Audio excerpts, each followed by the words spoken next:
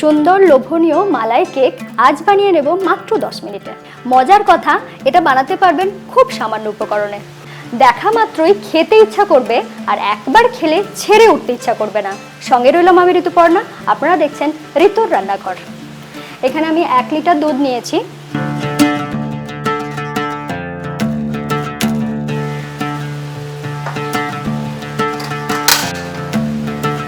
প্রথমে দুধটাকে ফুটিয়ে একটু গাঢ় করে নেব।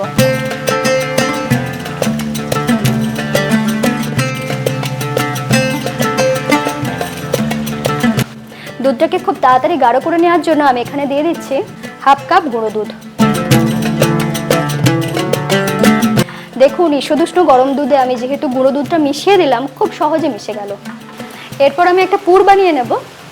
তার জন্য এরকম একটা পাত্র নিয়েছি। এখানে আমি 100 গ্রাম ঘরে বানানো পনির নিয়েছি, যেটার জলটাকে পুরোপুরি আমি একদম নিগড়ে নিয়েছি।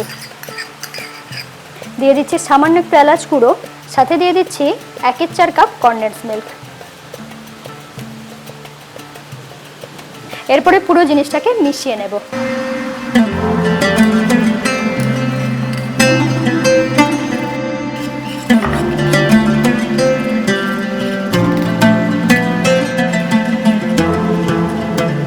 আপনারা চাইলে এইভাবে চামচ দিয়েও মেখে নিতে পারেন, শুধু একটু মোলায়েম করে মেখে নিতে হবে।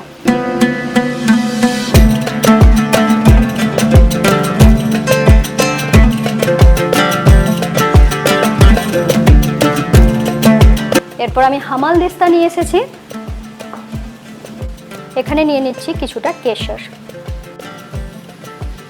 এখান থেকে কিছুটা গরম দুধ নিয়ে নিচ্ছি, কেশরের সাথে দিয়ে দিচ্ছি। দেওয়ার পরে এটাকে এইভাবে ঘষে নেব।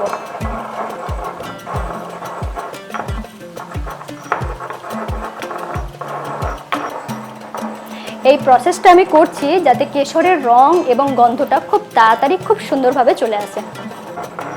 দেখুন কতটা সুন্দর কালার এসেছে। 5 মিনিট মতন এটাকে ফুটিয়ে নিয়েছি, কিছুটা গাঢ় হয়ে গিয়েছে। এরপর দিয়ে দিচ্ছি 1/4 কাপ চিনি।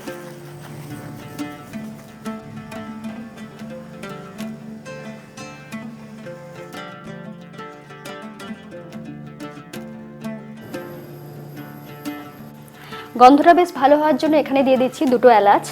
দেওয়ার সময় শুধু মুখটা একটু ফাটিয়ে দেবেন। এখানে আমি স্লাইস ব্রেড নিয়েছি 4 পিস।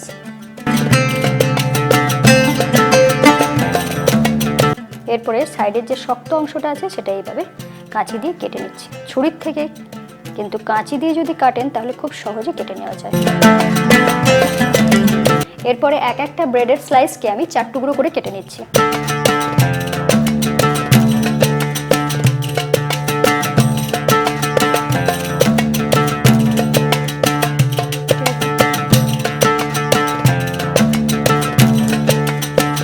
সব ব্রেডগুলোকে এইভাবে ছোট ছোট করে টুকরো করে কেটে নিয়েছি।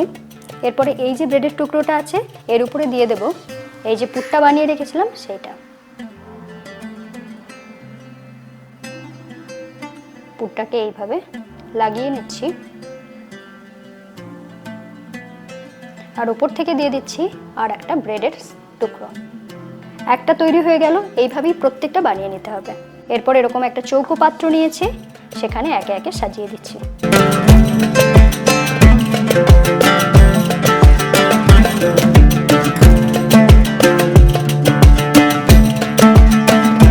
একে একে এইভাবে সাজিয়ে দেব।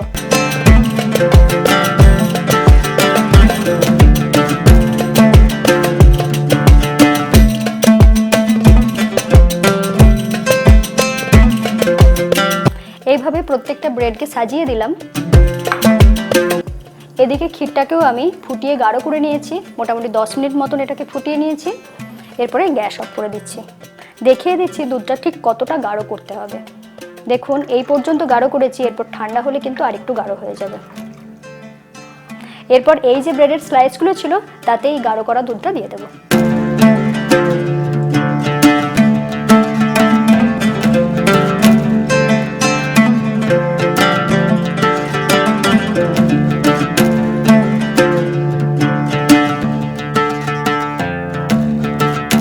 এরপর যে কেশরগুলো দুধটা বানিয়ে রেখেছিলাম সেটা ওপর থেকে দিয়ে দেব।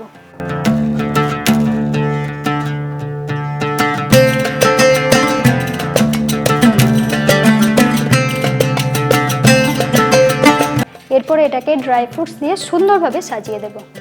আমি এখানে নিয়েছি কিছুটা পেস্তা কুচি আর কিছুটা আমন্ড কুচি।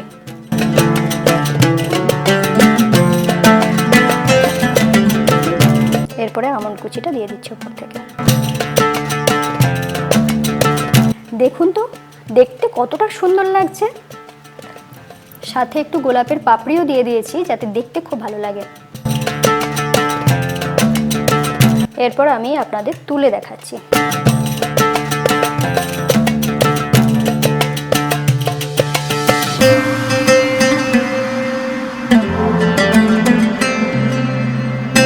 সত্যি বলছি এই মিষ্টিটার জন্য আমি নিজেকেই রেজিস্ট করতে পারছিলাম না।